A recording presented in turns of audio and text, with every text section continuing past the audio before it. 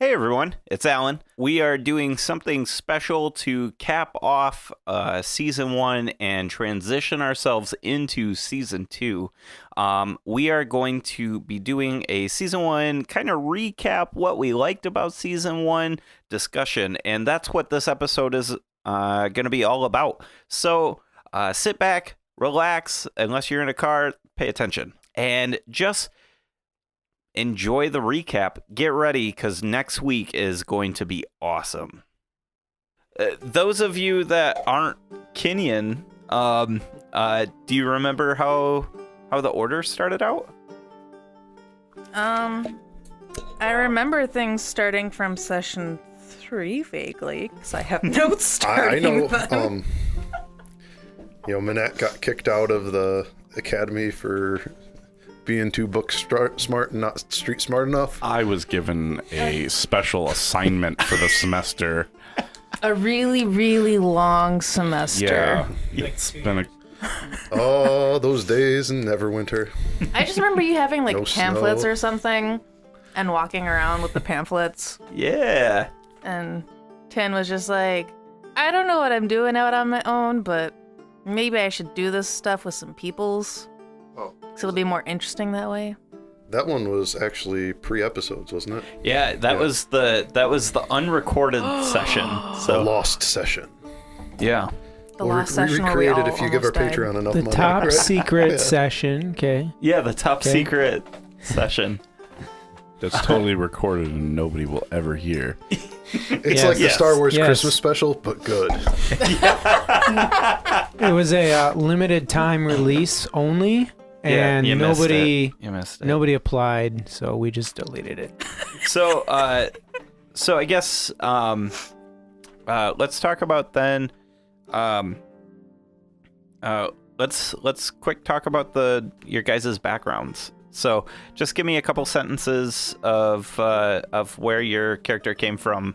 Seeing how season 1 was the first adventuring season for these characters. So, let's start with Adam on this one. Okay. Let me condense this idea down. How did you join the Obsidian Flame? Shoot, I don't remember. Let's see here. You were with Ifer. And he and I went to a tavern and we found Chanton, right? That's what happened. Yeah, I think so. And Chanton was looking for miscreants, and Chanton ended up joining up with Manette in hopes of finding his miscreants, and instead we did other things. So I think Manette saw Chanton and was like, I need that guy in my party.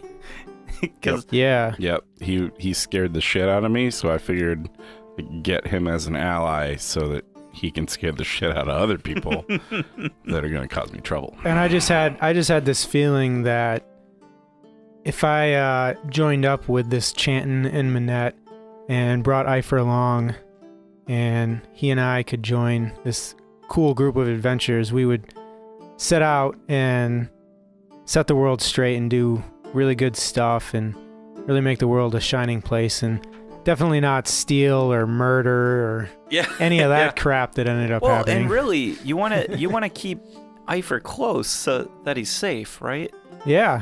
Because didn't you guys grow up together? He raised or like him. an yeah, orphanage he or kind of something? he helped me out. I was on the streets for a while when I was 10 to 12. He kind of helped me adjust to the street life and After made Bond sure it ran didn't away. kill me. Ran away? Yeah. I don't think that's canon yet. Oh, okay. I think everybody knows you ran away. Oh, okay. Yeah. Yeah, after I ran away from home, for unknown reasons. I don't remember how Tin and Manette met, though. Okay, so I was looking for a group to go adventuring and killing evil things with because You were seeking truth and justice and knowledge, and Yeah. that's what the Obsidian Flame was originally supposed to do. And that doesn't sound as badass. now we're saving the world. Killing So- evil things, that's truth and justice, right? Yeah, because you're getting rid of the evil. Anyway, so I'm looking for this group because I've been doing okay on my own, but I'm kind of figuring it's better to work with a group. Little did I know that I would be joining up with a group and kind of becoming like the mom sometimes to everyone else. But yeah, I think Manette, I was probably just like, oh, you know, this looks like really professional and legit, and, you know, Order of the Obsidian Flame, there's a flame, so obviously he, you know, like, Lines up with Lathander. probably sympathetic to Lathander. Sure. So yeah. Okay. Manette and Keo.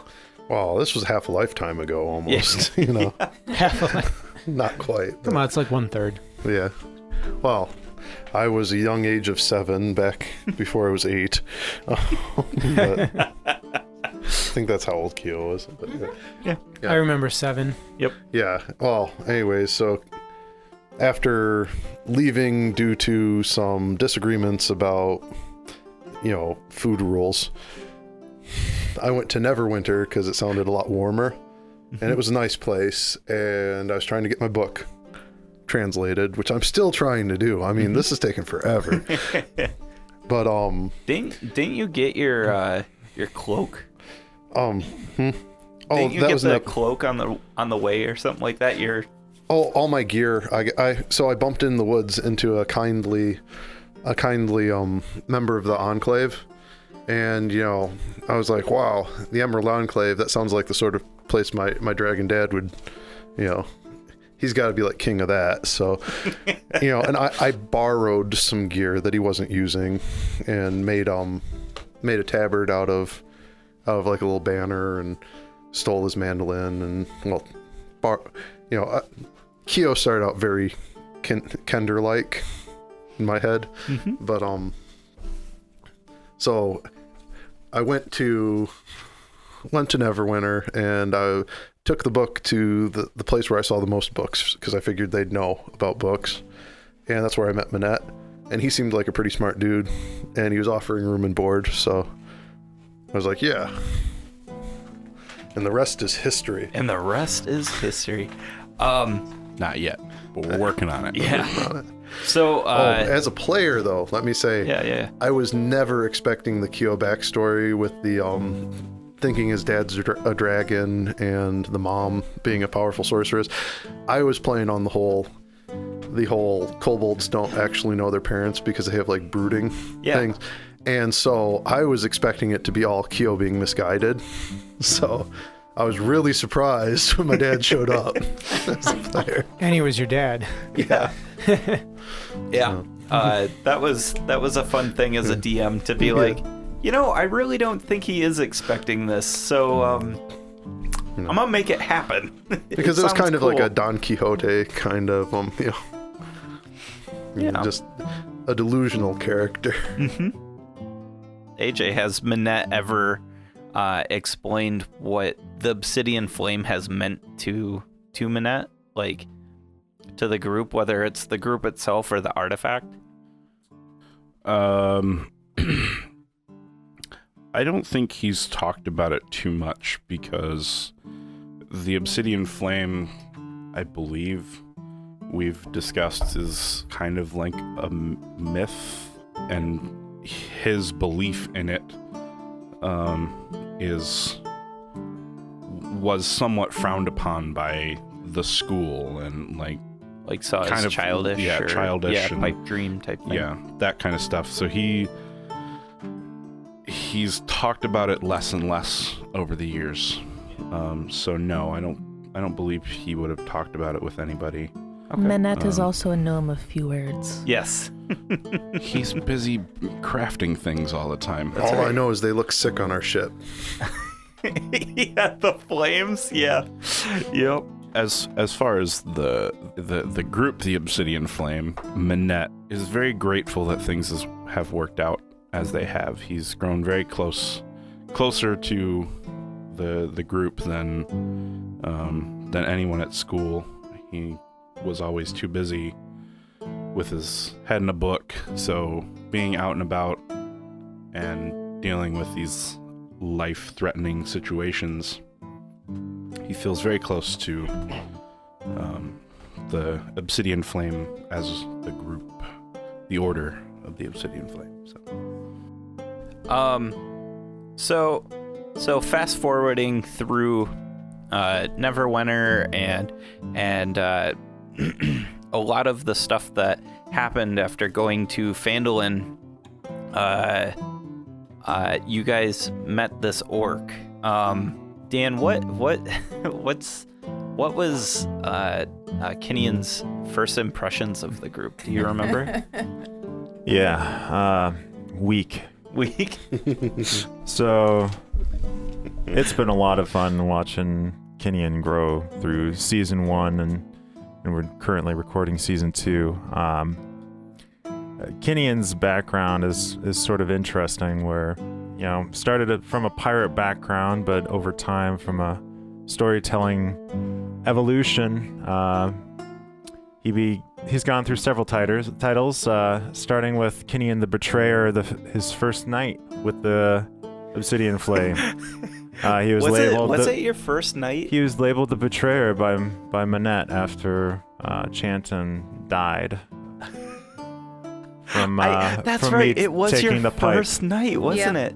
So my first experience with the group was the death of Chanton, solidifying me as the new token half-orc. Yes, I remember that night, and you as the player felt so bad. It was so funny because you just started playing. Oh yeah, and we kept telling you first night we'd ever met you, and I you was- killed one of our and Dan wonders why Kyo has a little bit of resentment. with I was fairly new to D&D in general, as I'd only started playing that year, and I'd played a few times, a couple different characters, but I'd been begging, as a player, I'd been begging to try to find a regular group. And my first time, testing it out with a group that had been already solidified, I walk in and kill one of the regulars. So by my actions, it killed the regulars. It was eye-opening to me as a player. I was just glad you came back the next week. Oh yeah, I almost left the table when it happened. I was kind of worried that you weren't. So, circling back, it's definitely interesting. Kinian's impression of the party at first was weak. As time goes on, players probably are more aware of Kinian's allegiance to the Zentarum faction, and may sense that his motives aren't exactly as pure as the rest of the members. Kinian sees the Obsidian Flame as a vehicle in which to gain more wealth, gain additional strengths, magical items, essentially to improve his standing. And he's happy to be part of the organization that is so successful. I think the organization has also changed him a little bit. It's possible. Kinian would never admit it. Pillaging's moved down to number 3 on his list. Well, it's actually moved down to circle with a dot in it because he doesn't know numbers. Actually, he does know numbers, but yeah. He's got to be able to count how many liquor bottles he has left. That's right. I can count, I just can't read. Get it right, people. Yep. And my writing is not exactly legible by anyone other than myself. I think he can he knows how to read, he just forgets he knows how to read. He needs drunk recall in order to remember how to read. He can read, it's just he's drunk so often, all the letters are blurry. That's so. right. That'd be just thinks he can hilarious. read, right? Kinian sobers up, and all of a sudden he's this scholar, this brilliant genius pirate lord. That's this scholar. That'd be hilarious. Cheerio. Kinian's life is just a decade between events, and each event that happens every decade is massive wealth gathering, and then he goes drinking for a decade and slowly dwindles it down, and then he sobers up and he grabs more wealth and then he dwindles it. Well, it's the worst when the most damaging spell to be cast on him would probably be a Greater Restoration, because the instant hangover that would overwhelm him. That happened with the crabs. Yeah. That was terrible. Pinchy. That was amazing. Oh my gosh, that was a fun episode. And I remember you were also feeling bad that you weren't contributing, and I was just like, no, this is so hilarious. As a player, I was trying to roleplay Kenyon. And it was amazing. And it was fun. But also as a player, from a meta perspective, I didn't want to get hit. Yeah. Because I was cursed, and I was going to murder face everyone on that boat if I would have enraged with that Berserker axe. Did we know at that time about the curse? Yeah. Yep. Wait. Yeah, we did. Did we? I don't think we don't knew. think No. they knew. No. I did. I think it was after the boat. It was right after the boat. It was during the giant attack. The giant That attack. fight in the city. Is that Yartar? What city were Yes, we in? Yartar. That's the one where you almost killed Good me. memory. Yeah. Yep. Yeah, we were in Yartar. I almost killed you. Yeah. You were. Didn't you almost Keo kill? was the first person that you attacked. Which is why Keo's always been very hesitant of you ever since. Well, that and he tried to drown me and a bunch of other things. Yeah. And you killed Chanton. Hey, let's take a quick second away from this conversation and start talking a little bit about some of the things that we use on the show. I want to give big props to Incompetech. Kevin is really, really talented artist. He's helping us out greatly. In season 2, he actually created our intro and outro music. Go check out Incompetech.com. He has a lot of different sound effects, or a lot of different scores and thematic music out there. Go check that out. You can hear things that sound like this there. Hey, and if you want to help our show out, make sure to comment and subscribe on wherever you're getting your podcast content, whether it's YouTube or Google Play or iTunes, things like that. Make sure to send out a comment there. Make sure to subscribe, and make sure to tell people about us. You can tell people about us on Twitter. Use @DMsTable and use the hashtag #RollWithAdvantage. We'll be there with a high five or a fist bump. Just give us a shout out, or just tell your friends and family about us. Word of mouth is the best way that you're going to help us grow this show. And if you get a little bit of green stuck in your pocket, burning a hole in your pocket, then check us out on Patreon, patreon.com/rollwithadvantage. You can check us out there. We have a few tiers for subscriptions. All of them are very, very nicely priced, and you'll be able to find things like the chapters of the Tome of Epido. You'll be able to find content coming out in the future in season 2 for exclusive episodes and things like that. And you'll be able to find things that you just don't get with the podcast. And with that, let's get back to the conversation and hear more about what we liked about season 1. Hey, and playing off of that a little bit, let us know what you liked about season 1. What was your favorite season 1 moment? Hit us up on Twitter @DMsTable. Use hashtag #RollWithAdvantage. Let us know. See you out on the internet, guys. Who is your favorite ally in season 1? Why? Yeah, I need to find out how the orchard's doing. I know that was a real minor ally. Oh, what was his name? But the former adventuring elf. Yeah. You know, I really like. Well, it was a real small thing, but I liked when I spit on the hand to do the shake, and he's like, "Oh, so you've met dwarves," or something along that lines. Yep. And I liked that little halfling girl that went along with us when we were in the wagon. Vordana. My name's Alf Grayson. Nice to meet you, Alf. So My name is Vordana. My name is Vordana Jezreel. Please, just call me Vordana. So it's starting to get a little late in the day. Yes. I say the roads can be dangerous. Why don't we travel together? All right. I was about to break camp probably in about an hour or so. You want to shoot your campsites? The halfling that we fought the owlbears in the trees with. Yep, Vordana. Yeah. Yep. That was cool. That was a fun. Yes. I That was thought a she fun was all session. like helpless, and I'm moving to protect the squishy little halfling, and she's just dropping it like it's hot. She was dropping. I think she was dropping like 3 attacks around. Like I had her pumped up. Don't tell the listeners, but Kyo's got a crush on her. No way. Why? Because she killed an owlbear in front I of you? think Kyo has a crush on any like powerful lady. Yeah. Let's be It's honest not here. a bad No. taste. But I mean, he's got a type here. We had the sorcerer lady. Was that consciously done, Ben? I think that's a little bit of like real life and fantasy overlapping, you know. What's not to like about powerful women, you know? Well, I don't think it's any secret that Manette's favorite ally was Palami. Yeah. Do you Is remember? that season 1? Yeah, that was season 1. Yeah. Yartar. Before Palami leaves, Yes. Manette's gonna try and suggest they spend the day together. And I haven't said Learning anything, Yartar. by the way. Yeah. Okay. Yeah. So. Okay.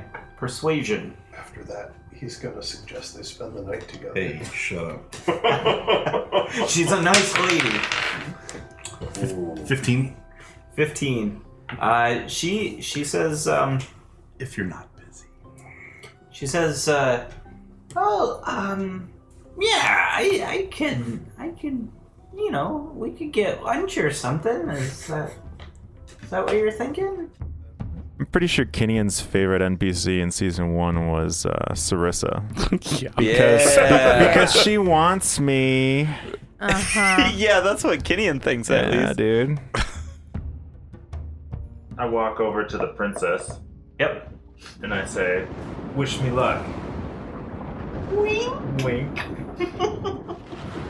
Are you trying to charisma? Oh yeah. Okay, give me a charisma at disadvantage. Oh That is very. Yes. That is a very subdued move, though. I'm actually impressed at Kenyan. Oh, What do you it get? would have been a critical. Oh, 3? No. He rolled a 4. she like slowly raises her hand and like sheepishly like is like ba. It becomes an awkward moment. It was not the moment that Kenyan had in his mind, and you're kind of like it kind of trips you up a little bit. She wants you to leave. Well, there's probably that.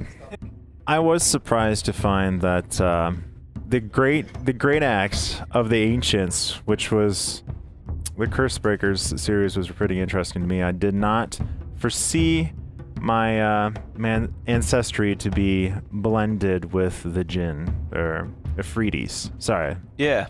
Ifritis. So I found that pretty interesting. That my ancestry is actually mixed with genie blood. No, I did like that. I love that series, and I was very happy that you were very happy with how that ended up. Yeah. It was a very sad part of the game, though, losing Boris like that. That I left Boris behind without even your vote. I just left the horse behind. All the horses, Driftwood, Boris, all of them. Yeah. Yep. Better life in near the Valley of Kings. Yeah. Not on a frickin' airship pooping up my bedroom. I mean, it's an airship. You could just cut a hatch. Yeah. We did. Does anybody else have a ally that they really enjoyed? I would say that Tin's favorite was Nymeria, but that's kind of a cop-out. I think she actually really liked Sarissa as well, but mostly because when they had that first meeting and Sarissa was kind of ready to kick the whole party out, and Tin was able to convince her of all the different things that were kind of tying together. Kenyan, have you seen this creature next to you before today? Yes. I guess to establish that you are under the spell, because she seems to be of great power, and I'm not sure if the Zone of Truth is fully working on her. Please tell us your most embarrassing memory.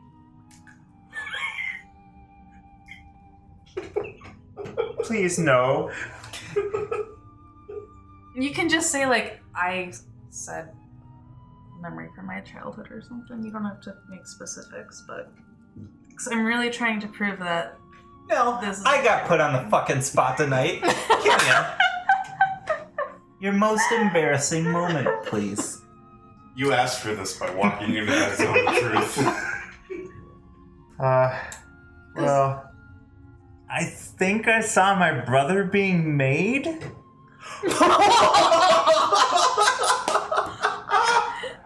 And I kept watching. Oh no! Yeah, I think she kind of liked that this stone giant, right? Storm. Yep. Blah. So close. Storm giant queen was just like, yeah, I'm gonna listen to you. Yeah. You've got some good points there. I thought that was a really clever way for you guys to solve that situation, by the way, because you guys were doing a really bad job convincing them. And so instead, Kenyan walks into the zone of truth, and you use And the, I ask him an you embarrassing use this question. character as Oh, I saw my Yeah. brother being made. Yeah, that's right. That's not right. And I thought it was a very interesting way to use a witness instead of trying to convince somebody to tell their truth, right? That was cool. So do you guys remember how you guys got the conch? No. From the dam breaking. Was that in the dam? Found it I in the think, river. I think Bond saw it. Was the one Okay. that saw it washing down the river. I don't remember who saw. I know. Oh, so I was there. I got it, but I thought somebody else saw it, and I just went and got it. I don't think I was there when they used it though, the first time. No, you weren't. That's what it was. You and It Bon was- were. Yeah. Just Out. three of us. Bros Led to some night out. shenanigans and We me fucked using shit really up. annoying voices. So, Tin's favorite NPC was Sarissa, Uh-huh. but as a player, my favorite NPC was Brickleworm because I loved how you really got into the voice for Brickleworm. Okay. Yeah. Just that nasally, like, Hi, always, guys. always Yeah. like chuckling and all that. Yeah, Adam's wife hates the shit out of that voice. Let's see. Yeah, I liked Brickleworm. I really liked the Balagas family. So Brickleworm and Palami, and how they just kind of interact with the crew. Nobody mentioned Staravash. Oh, I almost Everybody- mentioned Staravash Everybody- earlier. well, that's on Bond. Like falling That out is of trees, getting the- stuck in the mud. Live by the rope, die by the rope was pretty Hell good. But see- yeah, dude. Staravash to me was more amusing in season 2 without going into spoilers. So that's why I didn't mention him, because season 1, he was just like the good little soldier. Well, Like, season- yes, sir, I don't want you to kill me or Season I'm take one- me out. He's gaining experience in the brothels. Don't you have your own gold? What? Don't you have your own gold? Nope. I'll give you. Fresh out. I'll give you gold to start recruiting for the cause. I will not give you gold for whores. For someone that's so big on doing the right thing, you seem to have a very interesting opinion of people who work in the sex trade for a living. Juniper is not a Very, whore. very judgmental. Very judgmental. That's all I'm gonna say. I'm not judging whores. I'm judging Starvash's use of coinage. Of company funds. Company company funds. funds. I want to be up front here, okay? Starvash was not Bond's favorite NPC. Okay? That fucker stole my money for whores. Supposedly. No, that fucker stole my money for whores. Juniper is a nice lady. Who's a whore? I do like It's that the oldest profession.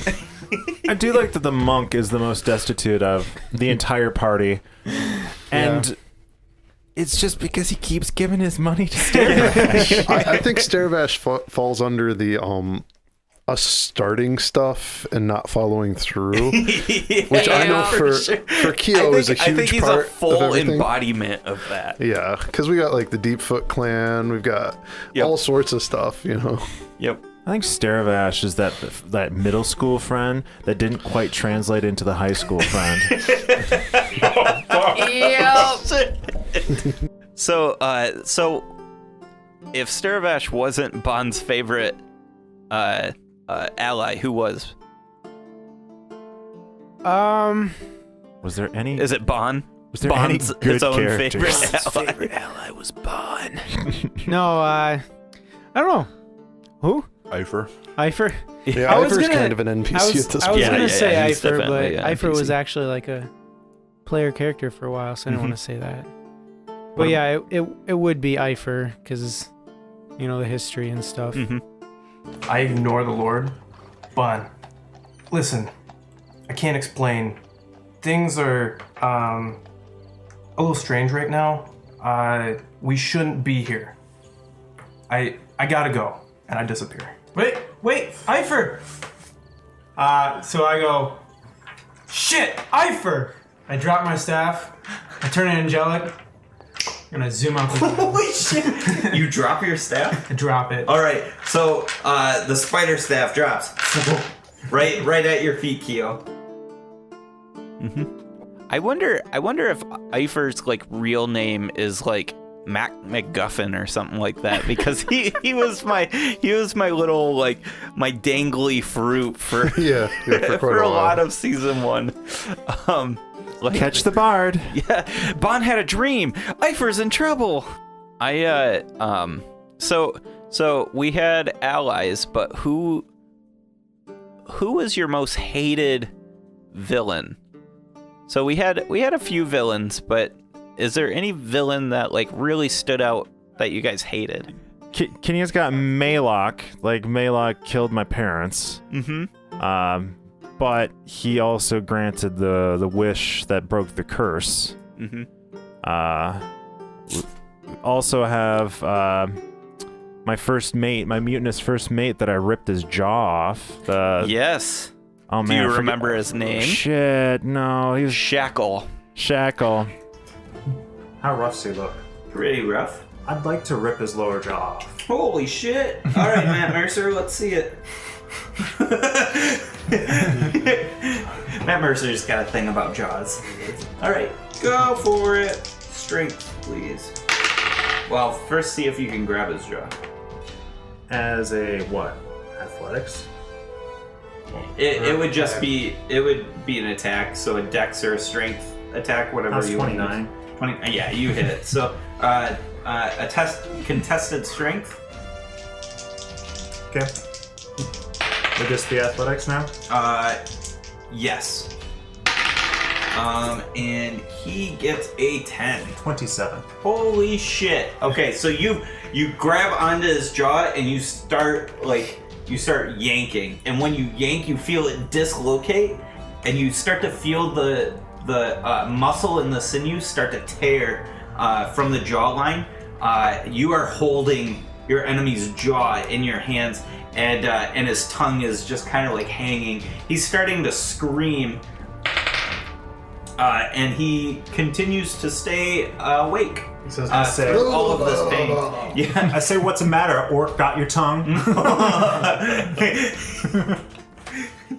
You know where that name came from? Stargate. Stargate. Thank Oh. you. And Imrith. I will say the coolest person to fight. I like that dam when we took that down. Oh. Oh, with fat lady? What's Yeah. her name?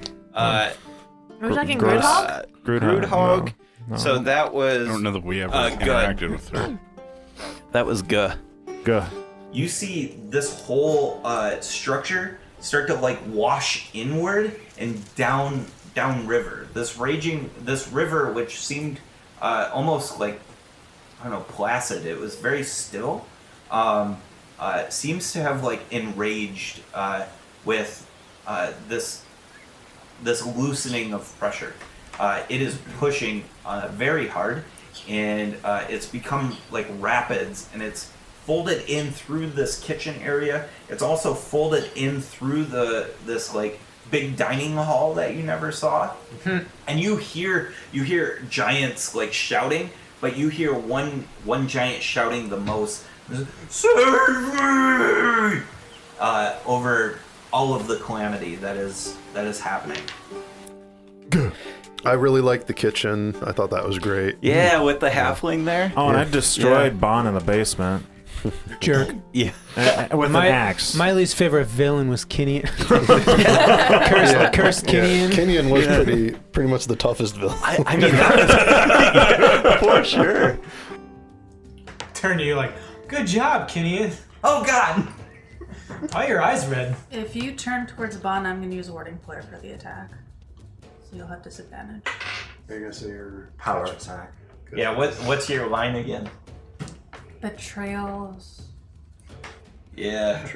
I'm a dick. from the closest ones. Comes from the ones who are closest to you or something. Betrayal never comes from your enemies. Oh, yeah. Betrayal never comes from your enemies. And power attack.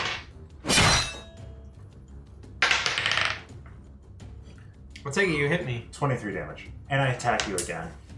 And you don't have Warding Flare. You get 3 attacks? I killed an enemy. 23, huh? That's gonna hit. 31 damage. I'm unconscious. Gideon, no! I say, like, you hit me the first time, I'm like, dude, same team! Like that was funny to see how quickly we had to move into Cursebreaker because of Kinian would have killed us all. dangerous. Yeah, because he was so dangerous. Like even when you guys figured out the whole remove curse thing, it still was a problem because Yeah. Still gotta touch Kinian's me. hard to touch. Yeah, old Min-Max McGee over there. I really liked the episode where the Vistani were coming and we had to protect them, and we fought the orcs. And sadly, it didn't end up from a mechanical perspective helping out.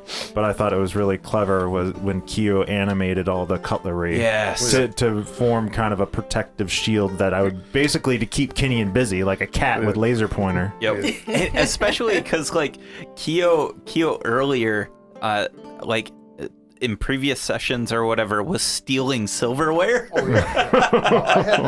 I had thought about that like way back.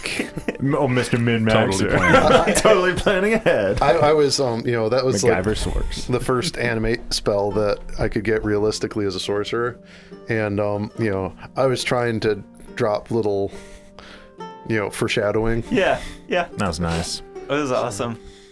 What did you guys think of the fortunes? I'm sure you guys probably don't remember your personal I have fortune, them. but I didn't I I get could one. play them. I thought it was kind of cool. Adam could play them. I think I still have it. Oh, the guild member. There's something about a friend or an ally in your future.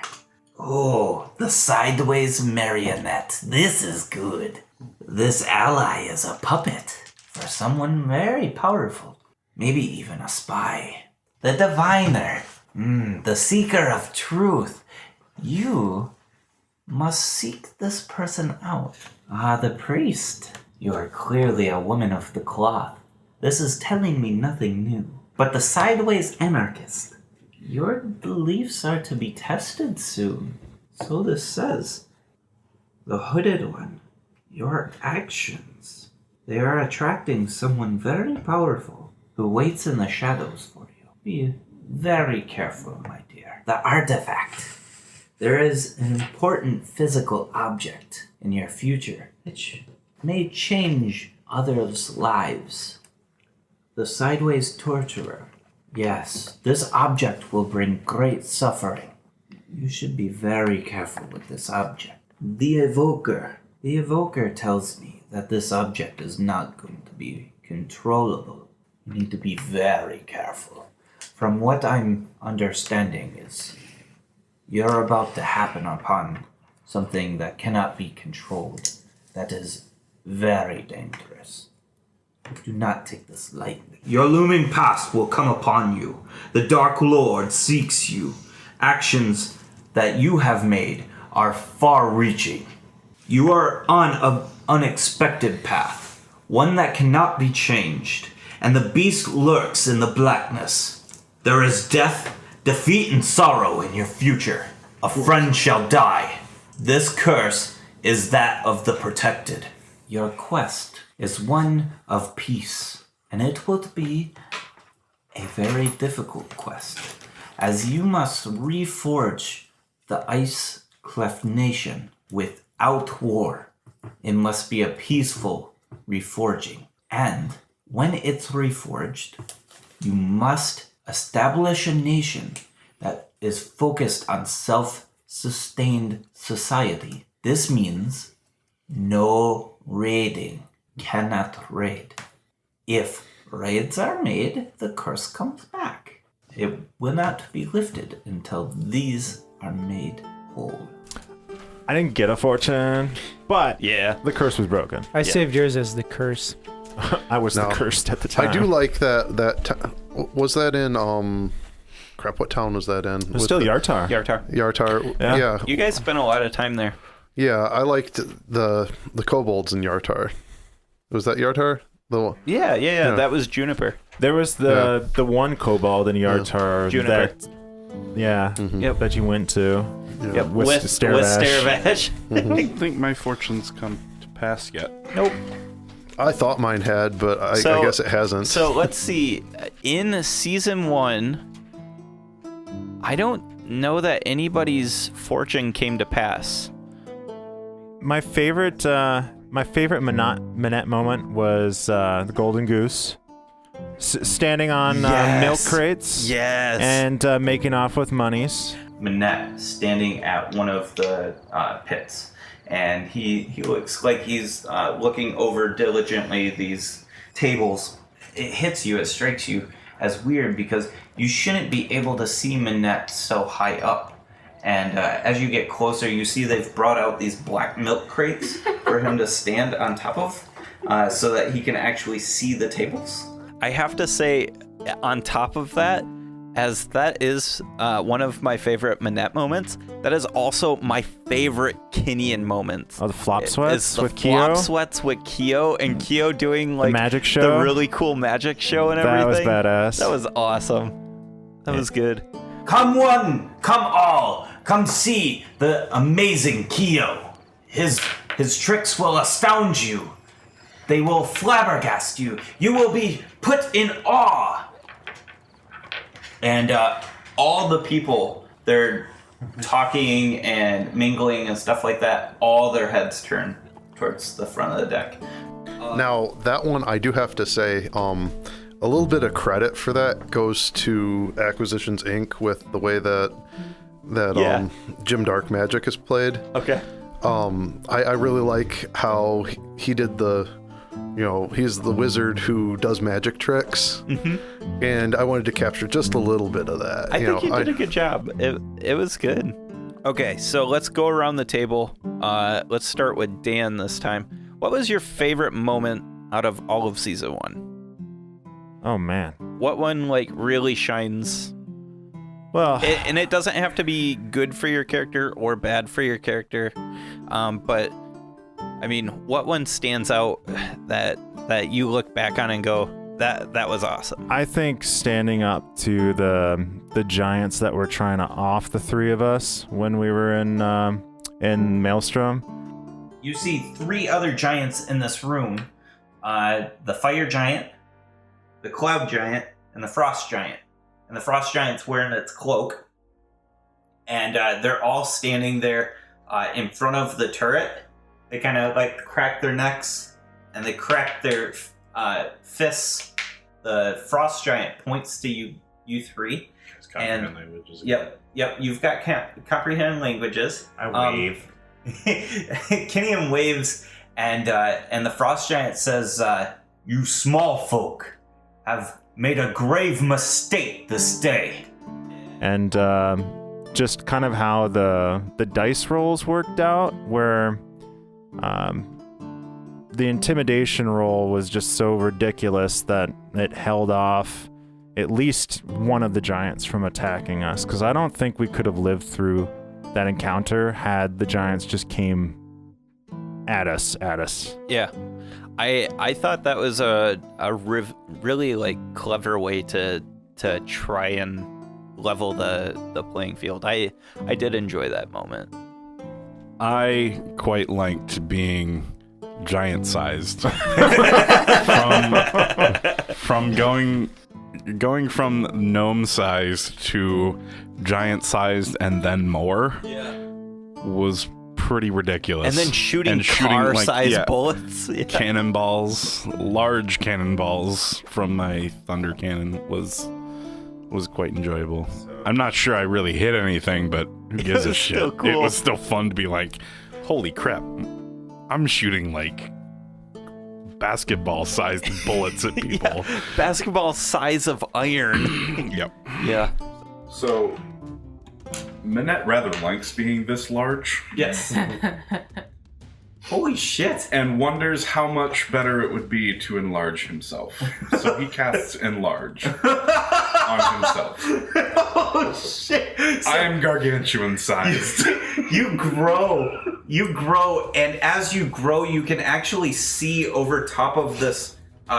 You can like climb up on this amphitheater slightly, and you can the barrel down. On yeah, and you lower in a barrel. You lower the thunder cannon, and Tim, you see just to the right of you, you see this large it looks almost like something that Waterdeep would have used for their sewage, and it just it falls next to you, and it's just this massive thunder cannon. And you hear Minette behind you chuckling. The sense of scale, though, is insane. It was a little bit different. Yeah. Because I didn't have enlarge on me. I just went giant size. I think this is kind of foreshadowish to season 2, but I loved your comment like after that session. I think we were texting and you were just like, BT Dub, Minette's addicted. And I was like, that is amazing. Yeah. Yes. So I'm going to cheat a little and mention 2 moments. Oh, yeah. Okay. Because one is more of an episode. I really liked the Golden Goose episode because it just really felt like that whole, like how a lot of long-running TV shows will just have that one episode that's totally like self-encapsulated and totally random, different from the normal flow of things. So that was just really fun. It's like The Flash doing a musical episode.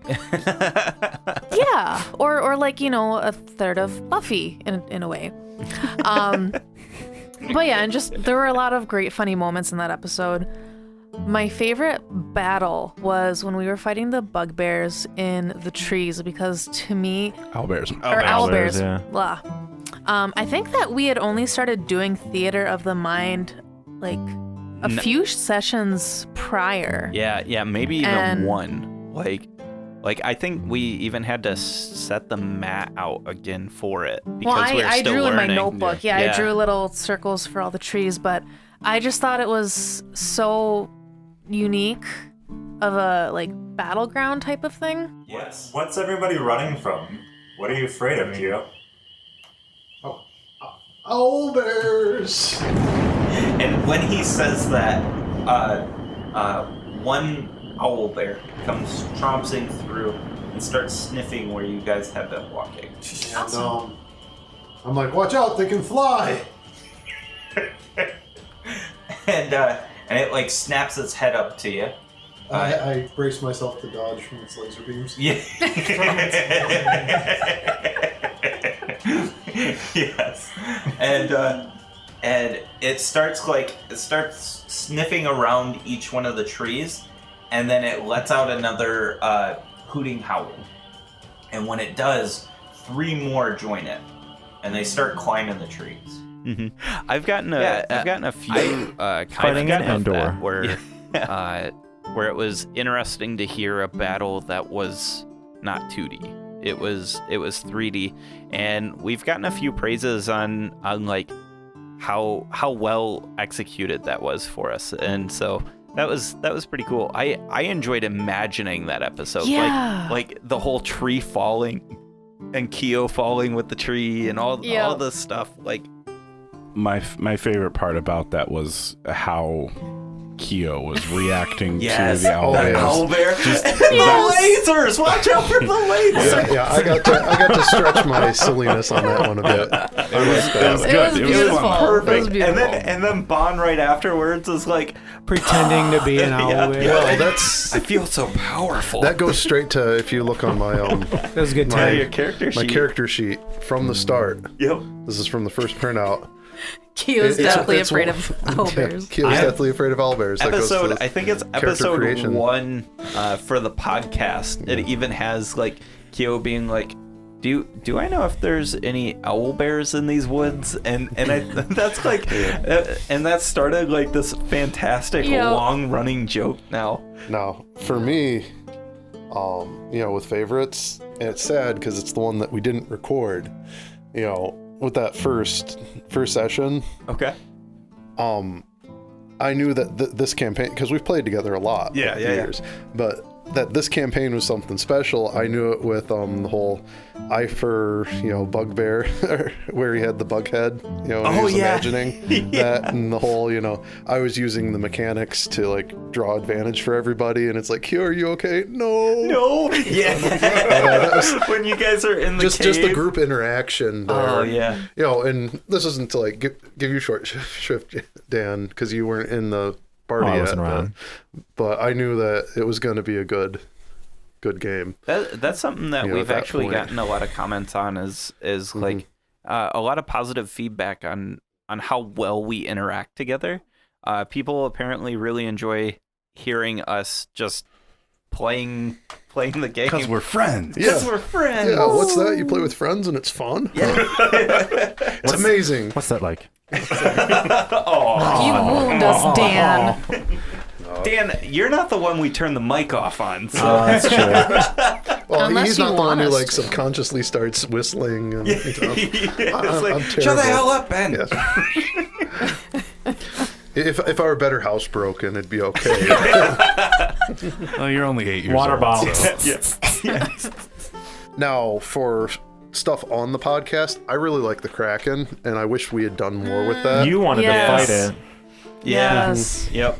Well, maybe. It looked me in the face when I was getting the bottle. Yeah, It saw me. Didn't it like steal some stuff from us too? you took damage from it. I took psychic damage from the Kraken before I bamfed out of there. So did Yep. so did the captain. I thought that had a really cool feel to it. You see tendrils come up from the water. They're big, thick, meaty tendrils, and they snap the mast of the ship, and it goes clambering down. One of the tendrils goes and grabs King Hikatan by the forearm and pulls him back, and another one grabs and pulls him back, and a tendril shoots up in the center where the mast is, and it busts the ship, and it starts to break. As the ship is breaking, you see down below this giant maw in the ripples of water that are flowing out into the ship. You see a giant maw of a kraken bearing down on the ship.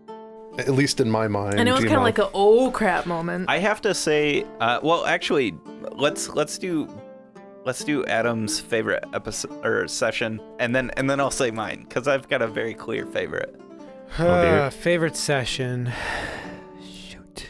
You had like 10 minutes, buddy. Yeah, dude. He's like, I'm just a sound guy. I don't talk. I like pretending to be blind for like 3-4 weeks. Yeah? Yeah, Okay. that was fun. Is Yeah, this- because we didn't know the reason either. So Yeah, that's Yeah. right. we were always kind Everybody of was like kinda like- looking at you when you would do stuff. Everybody was like, "All right, come on, Adam." I looked over. We're like, you can't actually see. You're blind, but you're pretending to be able to see. That's adorable. There was that day that I was sitting next to Adam, and I look over and I'm like, wait, those stats don't work because we, Yeah. we used a point by. And I'm like, Dude, there's what no the way fuck's you up can with get your that stats sheet? with a human. Yeah. Yeah. Are you sure you didn't mess up? You should. Yep. And you like talk to me about it too. You're like, How did you? What? Yeah. I wasn't trying to, It's not important. I wasn't trying to step on you or anything. Can you explain to me but- why you made those choices? Nope. Nope. Yeah, even No, I was glad that you kept it secret, because Yeah, it was cool. a fun reveal. Dire action. I pull my eye sash off, and I look up at the dragon. Why have you been wearing a blindfold all this time? Yeah. Eyes ablaze. Take a deep breath. Oops, wrong one. Wings sprout from my back, and they are luminescent, incorporeal, angelic wings. He's like your cat. Esmar. Esmir. You're a tricksy one, Bon. I liked when Eifer was reading him the book as if it was Eifer's life. Like it was like our first episode for the podcast, and he was fake reading a book to him. I liked it. It was like pretend letting me drive the wagon. Yeah. Oh yeah. Oh man. The whole time I'm sitting there like, I fucking know he's pretending. But I'm also pretending. I'm a dude playing another dude. So, what's the DM's favorite episode? So my favorite is the Kraken episode when you guys swatted the ship. I didn't necessarily plan that to be a SWAT, because I really enjoy SWAT missions, and you guys just made it a SWAT, and you just made my DM heart shine at that point. Like I was like, fuck yes, I'm down with this. And I think I knew it exactly, because originally I thought you guys were just gonna scout the ship, right? And then I knew it right when Manette takes the crow's nest guy's head off, and I was like, this is fucking going down. This is awesome. I loved that session. That guy got sniped. That guy got fucked up. So, out of curiosity, I'm 1,000 feet away. Mm-hmm. Do I have advantage when I'm shooting people because they can't see me? I mean, Or at you least are the first stealth. one. I mean, you're hidden. Yes, you're hidden. You're hidden. Yeah. At least your first shot. Yeah. I think probably hitting the guy in the crow's nest is first priority. I'd say it's a surprise attack. It's probably a little surprising to suddenly just be sniped. Have like a gaping hole in your torso. Oh my god. One can. What's that red dot on your forehead? Oh shit. 22. 22 hits. Yeah.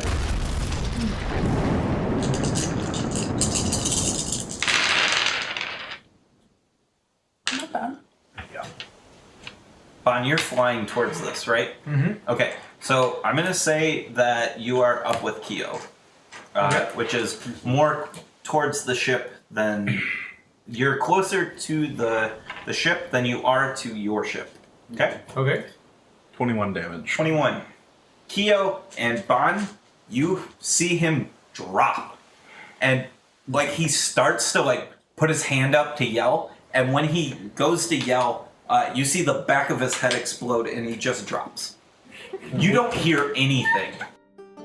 I loved that session, but I was also really disappointed because I kept wanting to do an attack, and I kept like failing to hit or this or that, and so I ended up doing like no damage that battle. Then the Kraken ruined everything. Yeah.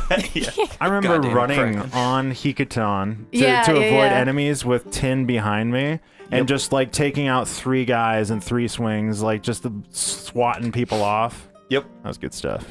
Yeah. So Didn't like the wizard kill himself? The wizard or got something? killed by Rook. Oh yeah. Yeah. Was it Rook? Yeah. Is that his name? yeah, I don't The- There remember. was like a ship. It was a hand. half orc. It was a Yeah. half orc assassin, and basically like that half orc was like mentally beaten down to the point where by the wizard that it had it written right in the book.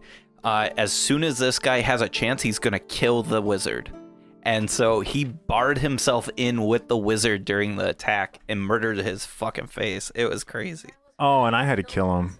Anything else you guys want to add before we wrap this up? It was a pleasure. Yeah. It is a pleasure. It was It's too bad Kenyon dies in season 2. Yeah, what is that? What? 7 seasons in a movie? Season 2's not over yet. Careful what you wish for. 6 seasons in a movie, yes. Yes, all I gotta those say, sentences. it was the first time we successfully sat down and finished a campaign. I'll add something after we wrap, Okay. I'm sure. Yeah. Standard, Ben. But Wait, yeah. Adam, add this into that other section. Yeah. So This only had 6 hours of editing. So yeah, that was a really good recap, I think, of season 1. I am very much looking forward to the recap of season 2, to see what threads you guys pick up on that I've been laying through season 1. So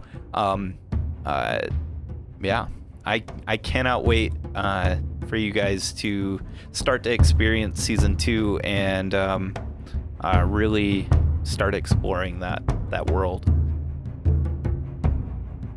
Hey, thanks for listening to our episode and our show. Go check us out on dmstable.com/RWA. DM's Table has a lot of things to offer. They've got a couple of blogs over there that are interesting to read. They talk about DMing and what it means to be a storyteller and things like that. We also have backstories on our characters there. So why don't you go check out dmstable.com/RWA. And that's it. So see you out on the internet, folks, and next week's going to be awesome.